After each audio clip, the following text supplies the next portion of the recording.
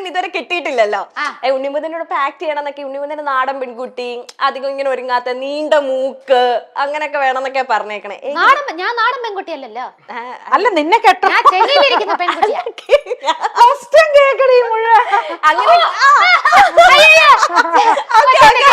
അപ്പൊ മനസ്സിൽ എന്തോ ഉണ്ട്. എനിക്ക് ആരുടെ മുകളിൽ അതില്ല. ഹോപ്പ്ലെസ് എന്താ ഹോപ്പ്ലെസ് അതിന് ഇങ്ങനല്ലല്ല. അപ്പൊ ഇങ്ങനെ ഒരുപാട് ഫാൻസ് ഈ ഉണ്ണിമുതനുണ്ട്. ഉണ്ണിമുതനാണെങ്കിൽ കിട്ടുന്നുമില്ല. കേട്ട ഈ ക്വാളിറ്റീസ് ഒക്കെ ഇപ്പൊ എനിക്ക് പെട്ടെന്ന് നോക്കിയപ്പോ ശിവാംഗി. ഒരു മിനിറ്റ്, നീണ്ട മുക്കുന്നു ഉണ്ണിയോ മുക്കുന്ന പറഞ്ഞെന്താ? പറഞ്ഞു. അതറിഞ്ഞില്ല കുട്ടി, അറിഞ്ഞില്ലേ ഞാൻ. നീണ്ട മുക്ക്. എത്ര വയസ്സുണ്ട് സാറിന്? സാറിന് എത്ര വയസ്സുണ്ട്? സാരി ഈ എങ്ങനെ ചേട്ടൻ ചേട്ടനാ? എല്ലാരും അവിടെ ചേട്ടനാ വിളിക്കണേ. അവിടെ ചേട്ടൻ വിളിക്കാം. അണ്ണാന്ന് വിളിക്കുന്നതല്ല, അവിടെ ചേട്ടൻ. ഉണ്ണി അണ്ണ. ഇവിടെ അണ്ണാന്നാ അണ്ണ, അവിടെ ചേട്ടന്നാ ഭർത്താവിനെ കൂടെ ചേട്ടന്ന് വിളിക്കും. അങ്ങനെ.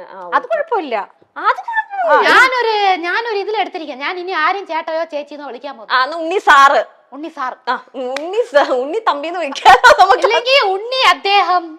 ഉണ്ണി അദ്ദേഹം അങ്ങോട്ട് കാണണതേ.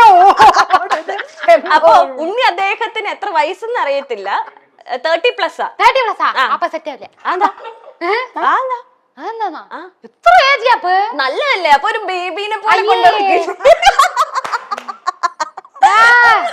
പീഡിയാട്രിക്കിനല്ലേ ഇഷ്ടമല്ലാത്തുള്ളൂ. മെച്ചൂർ ആകുമ്പത്തേനും നമ്മൾ കുറച്ച് ഇമ്മെച്ചൂർ ആയാലും കുഴപ്പമില്ലല്ലോ. ഞാൻ നല്ല യൂത്ത് ആയിരിക്കുമ്പോ അവർക്കെല്ലാം വയസ്സായി പോയില്ലേ? ഇത് കേക്കണ ഉണ്ണി മോഹൻ തരോ? ഇല്ല എന്റെ പൊന്നു പ്രേക്ഷകരെ, ഈ കുട്ടി എന്തൊക്കെയോ പറയുന്നു. ഞാനിതിന് ഉത്തരവാദിയല്ല. എന്റെ മോളാന്നുള്ള ഒരു ടാഗ് ലൈൻ ഉള്ളു. ആ കാലത്തിലല്ലേ എന്തിനാ ഇത്ര ഏജ് ഗ്യാപ്പ് ഉള്ള ആൾക്കാർ? പക്ഷെ ഇന്നത്തെ കാലത്ത് അങ്ങനെയൊന്നുമില്ല. ഇന്നത്തെ കാലത്ത് ഇപ്പൊ നിന്റെ അമ്മയെ കണ്ട 50 വയസ്സ് തോന്നും. അപ്പൊ നമ്മ ഏജ് ഉണ്ടെങ്കിലും അത് നമ്മളങ്ങനെ മറച്ചൊക്കെ. അതെ, കാണാൻ എന്ത് ഭംഗിയാന്ന് നോക്ക. ഉണ്ണി മുകുന്ദൻ അവർകളെ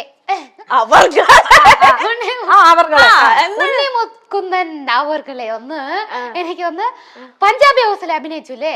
സയ്യാവേ പഞ്ചാബി ഹൗസാ? പഞ്ചാബി ഹൗസിൽ